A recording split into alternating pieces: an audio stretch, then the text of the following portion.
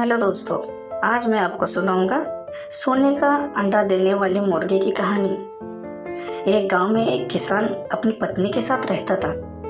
उनका एक छोटा सा खेत था जहां वे दिन भर परिश्रम किया करते थे, किंतु कठोर परिश्रम के उपरांत भी कृषि से प्राप्त आमदनी उनके जीवन के लिए पर्याप्त नहीं थी और वे निर्धनता का जीवन व्यतीत करने हेतु विवश थे। एक दिन किसान बाजार से कुछ मुर्गियां खरीद लाया। उसकी योजना मुर्गियों के अंडे बिक्री करके अपना जीवन गुजारने का था। अपनी पत्नी के साथ मिलकर उसने घर के आंगन में एक छोटा सा दड़बा निर्मित कर लिया ताकि वो उनको वहां पे रख सके। भोर होने पर जब उन्होंने दड़बे में झांककर देखा तो आश्चर्यचकित रह गए। वहां अन्य अंडों के साथ एक सोने का अंडा भी पड़ा हुआ था। किसान उस सोने के अंडे को अच्छी कीमत पर जौहरी को बेच आया। अगले दिन फिर उन्हें उसमें सोने का अंडा मिला। किसान और उसकी पत्नी समझ गए कि उनके द्वारा पाली जा रही मुर्गियों में से एक मुर्गी अद्भुत है।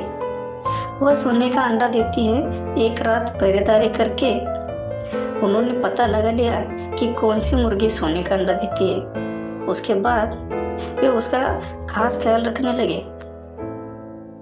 उस मुर्गी से उन्हें रोज सोने का अंडा मिलने लगा। उन अंडों को बेचकर किसान कुछ ही महीनों में धनवान हो गया। किसान अपने जीवन से संतुष्ट था, किंतु उसकी पत्नी लालची थी। एक दिन वह किसान से बोली, आखिर कब तक हम रोज एक ही सोने का अंडा प्राप्त करेंगे? क्यों न हम मुर्गी का पेट काटकर सारे अंडे एक साथ निकाल लें।